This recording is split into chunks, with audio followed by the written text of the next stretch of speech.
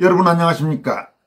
오늘은 먼저 4.15 총선 의혹과 관련해 판사 출신인 차기환 변호사와 4.15 총선 인천 연수원 선거 무효소송의 원고이자 4.15 부정선거 국민투쟁본부 약칭 국투본 대표를 맡고 있는 민경욱 전 의원이 밝힌 내용을 소개해드리겠습니다. 이어서 김영삼 정부 시절 북한에 송환됐던 소위 비전향 장기수 이인모 씨와 관련돼서 북한의 탈북 경제관료 출신인 김태산 전 체코 주재 북한 무역부 대표가 밝힌 이인모의 그 이후 모습을 여러분들에게 소개해드리도록 하겠습니다. 이인모 씨의 북송 이후의 삶은 상당히 여러분들이 충격적으로 받아들일 수 있는 그런 내용으로 판단됩니다.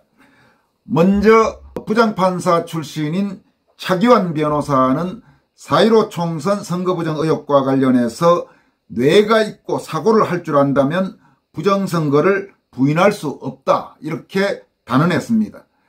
차기환 변호사는 그러면서 대부분의 국민들이 관심을 가지지도 않는 가운데 나라의 운명을 구하기 위해 4.15 총선 선거부정 의혹 진상을 밝혀내기 위해 투쟁하고 있는 분들은 애국자이고 대단한 분들이라고 생각한다, 이렇게 평가했습니다.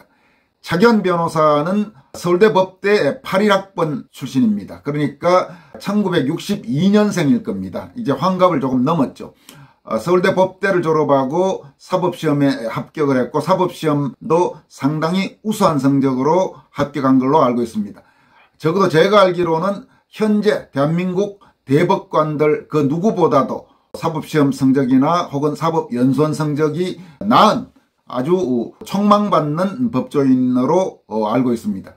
판사로 임관해서 부장판사까지 지내다가 변호사로 개업을 해서 변호사를 하고 있는 법조인입니다. 차기환 변호사는 최근 자신의 SNS를 통해서 다음과 같이 밝혔습니다. 4.15 총선은 대한민국 역사에 없었던 총체적 부정선거였다. 수년간 애국자들의 헌신적인 투쟁 결과 뇌가 있고 사고를 할 줄 안다면 부정선거를 부인할 수 없다고 생각한다. 그러니까 차기환 변호사는 상당히 단호하게 4.15 총선은 부정선거였다고 확신을 하고 있습니다. 그는 이어서 다음과 같이 말합니다.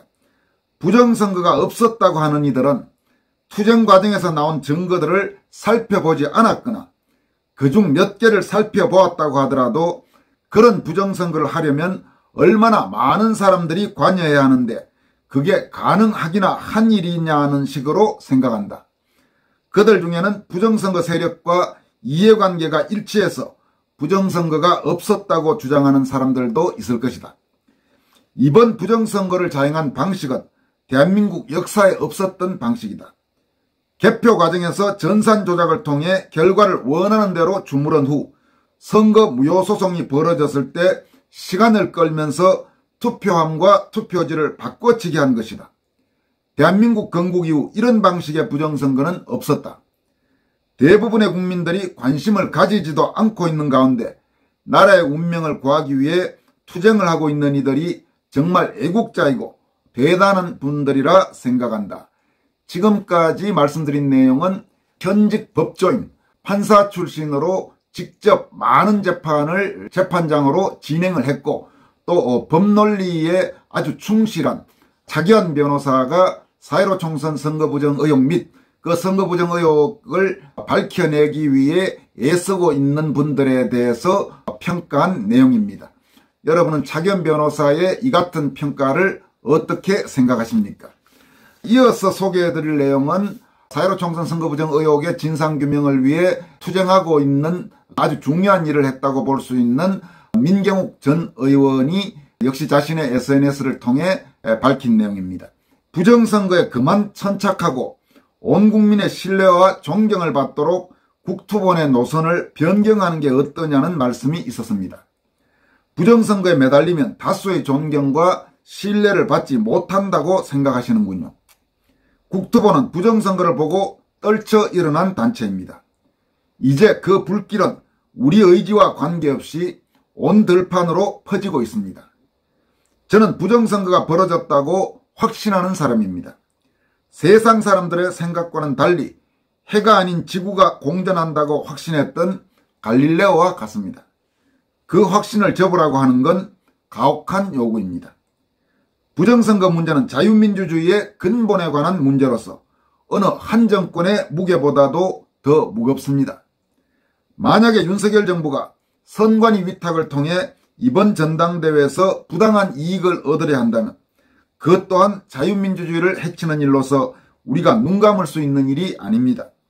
확신에 찬 애국지사들에게 필요한 건 정의의 실현이지 장사미사의 존경과 신뢰는 아닐 겁니다. 조롱과 불신을 받더라도 가시밭길을 걸어서 언젠가 진실과 정의가 온 세상에 넘치는 그날을 꿈꿉니다. 부정선거의 진상에 대한 진정한 이해가 있다면 이 길에 나서는 우리를 측은하게 여기거나 비난하지 못할 것입니다. 이상은 국토본 상임대표인 민경욱 전 의원이 밝힌 내용입니다. 차기환 변호사 또 민경욱 전 의원 이런 분들의 노력 그리고 그 투쟁 그에 대해서는 일단 평가할 필요가 있습니다. 차기환 변호사나 민경욱 전 의원 혹은 또 상당수 다른 법조인을 포함한 지식인들이 왜 4.15 총선 선거 부정 의혹의 진상규명을 끈질기게 요구하고 있는지는 그동안 재검표 등을 통해서 벌어진 각종 이상한 모습들 또 4.15 총선 선거 무효소송 재판 과정에서 나타나는 여러 모습들을 아주 정밀하게 지켜봤다면 적어도 4.15 총선이 구체적으로 어떻게 문제가 있는지에 대한 평가와는 별개로 4.15 총선 선거관리가 결코 정상적이지 않았다는 점, 따라서 석연찮은 여러 의혹에 대한 철저한 수사를 통한 진상규명이 필요하다는 점을 부정하기는 어려울 것입니다. 이어서 살펴볼 내용은 탈북 경제관료 출신인 김태산 전 체코주재 북한무역부 대표가 밝힌 이인모의 북한 송환 이후 과연 어떻게 됐는지에 대한 상세한 기록입니다. 바로 여러분들에게 소개해드리도록 하겠습니다. 뉴스를 보니 평화와 인권을 위한 양심수 후원회라는 단체와 나머지 비전향 장기수들이 북어로의 송환을 계속 요구하고 있다고 하기에 내가 북한에서 보고 느낀 사실을 써본다. 1993년 3월 한국의 교도소에서 34년을 복역한 유명한 이인모 씨가 북어로 송환되어 갔다. 이인모에 대한 북한의 배려는 대단했다. 최고급 단독주택은 물론 최고의 김일성 훈장과 공화국 영웅칭호를 수여하고 신념과 의지의 화신이라 부르며 예술영화의 주인공으로까지 내세웠다.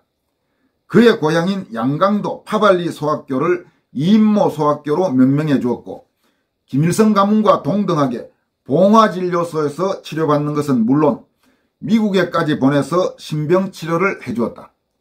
한편 이인모는 수령의 배려에 보답하기 위하여 수령에게 충성할 것을 독려하는 글들과 우상화 글들을 연속 써냈다. 그가 쓴 글들은 노동신문에 대서특필됐다. 북한 간부들과 국민들은 이인모 따라 배우기를 하느라고 땀을 뺐다.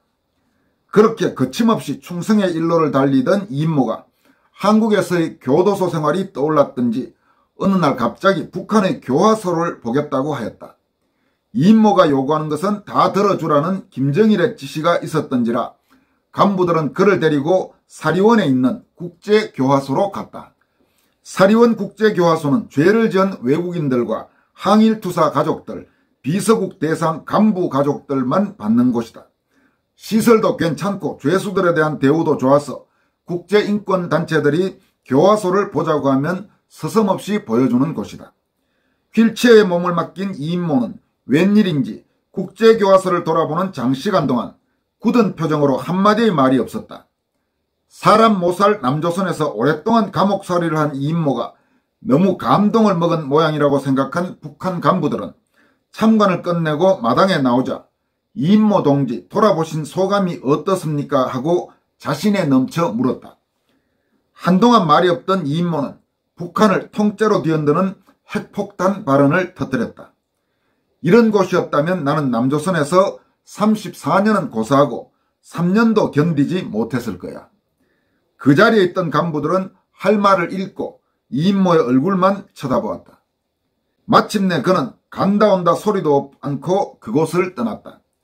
그 순간부터 30분도 채 되기 전에 노동당과 보위부, 보안성 3개의 통보선으로 이인모의 교화소 발언 내용이 김정일에게 직보되었다.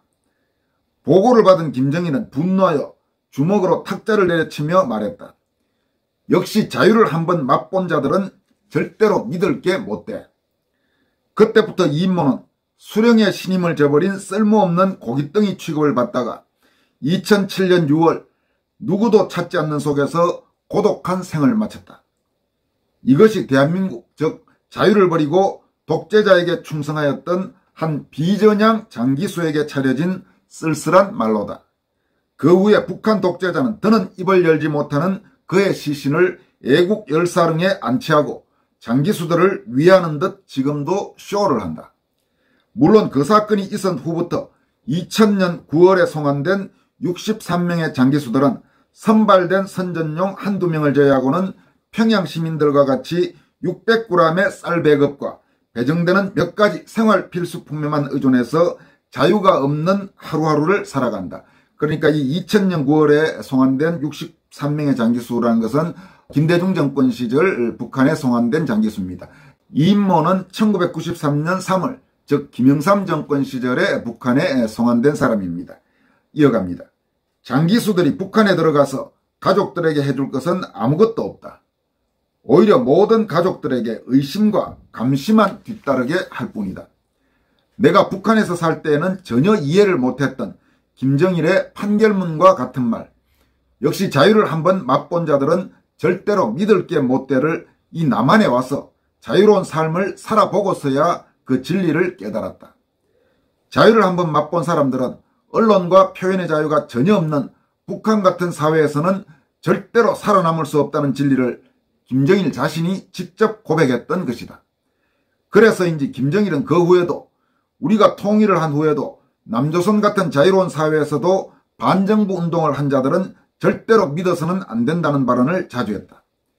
그러니 비전향 장기수들이 나는 전향도 하지 않고 북한에 충성을 했으니 북송된다면 특별 대우를 해줄 것이다 라고 생각한다면 큰 오산이다.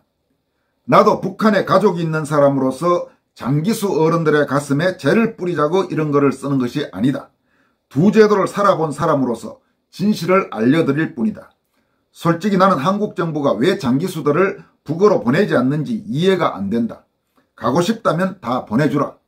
그러나 장기수들이 명심해야 할 것은 북한 같으면 간첩질을 하고 전향도 안 한 사람들은 모조리 사형했을 것이다.